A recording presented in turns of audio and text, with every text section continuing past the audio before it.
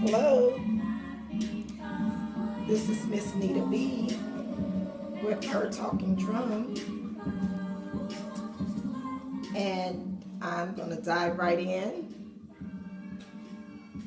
to my version of Woman Crush Wednesday, and we're going to discuss today Miss Ida B. Wells-Barnett, and there's a picture of Miss Ida B.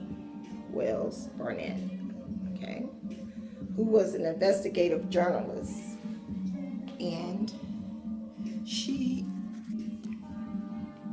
investigated a lot of lynching and gave great accounts of the events that took place in her days. And to dive right in, we're going to read an excerpt from Miss Ida Wells-Barnett. And it's going to come from, let's see, I think I'm going to call the Red Record.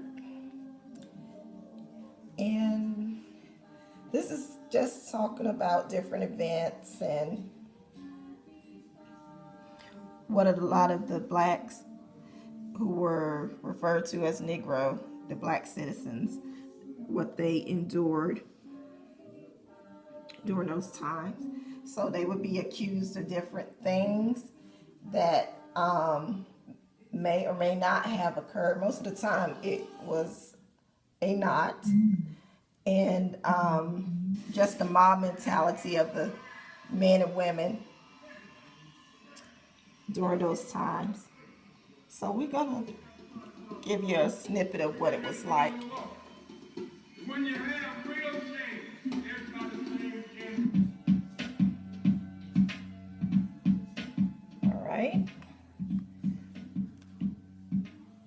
From 1865 to 1872, hundreds of colored men and women were mercilessly murdered, and almost invariable reason assigned was that they met their death by being alleged participants in an insurrection or riot.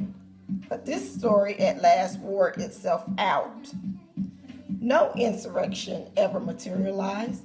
No Negro writer was ever apprehended and proven guilty, and no dynamite ever recorded the black man's protest against oppression and wrong. It was too much to ask thoughtful people to believe this transparent story, and the Southern white people at last made up their minds that some other excuse must be had. See there, just again, Miss Ida B. Wells is just showing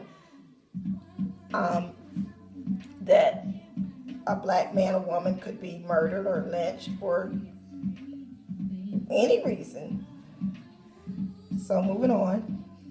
Then came the second excuse, which had its birth during the turbulent times of Reconstruction.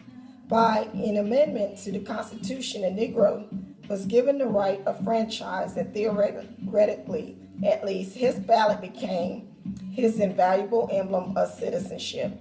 In a government of the people, for the people, and by the people, the Negro's vote became an important factor in all matters of state and national politics.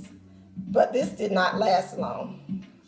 The Southern white man would not consider that the Negro had any right which a white man was bound to respect. And the idea of a Republican form of government in the southern states, grew into general contempt.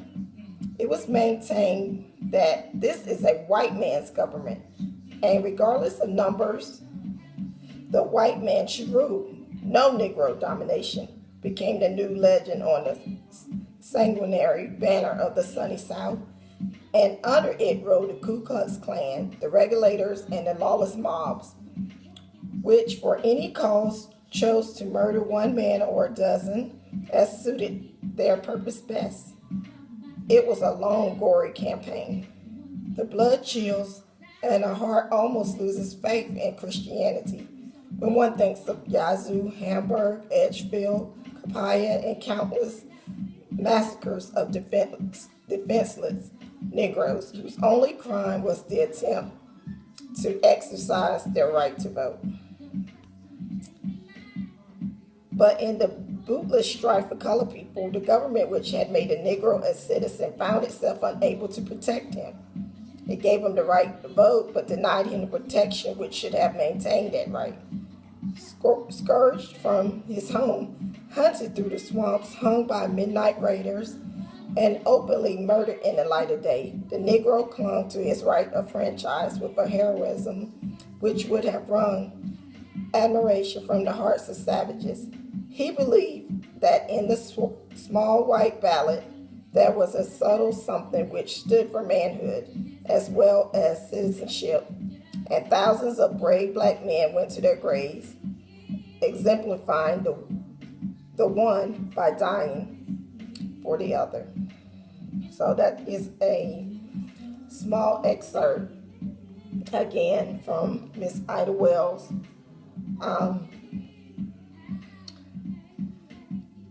account from her work entitled A Red Record.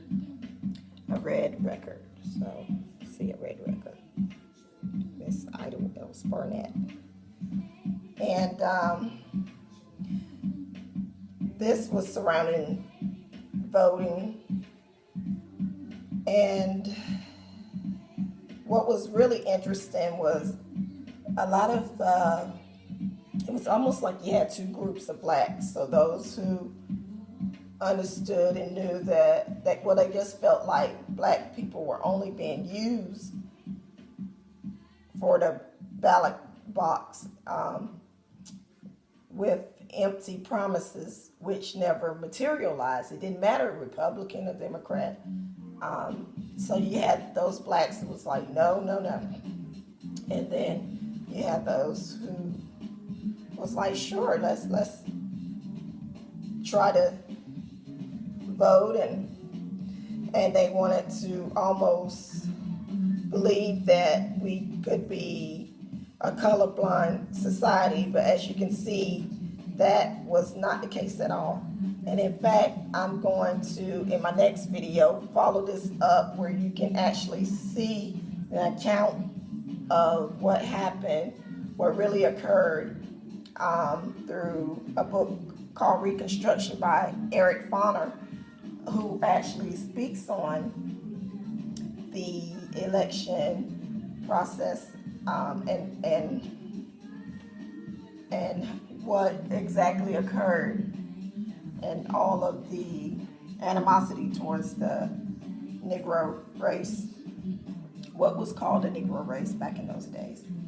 So thank you for tuning in. There will be a second part to this Ida B. Wells. So this will be video 1, and then I'll do a follow-up video going a little further into this voting issue. But again, thank you. I'm Miss Nita B. with Her Talking Drum. Thank you for tuning in. Be sure to follow myself and Tressa J on Instagram, YouTube, or Facebook. Thank you for all the supporters who've come by and checked out our site already.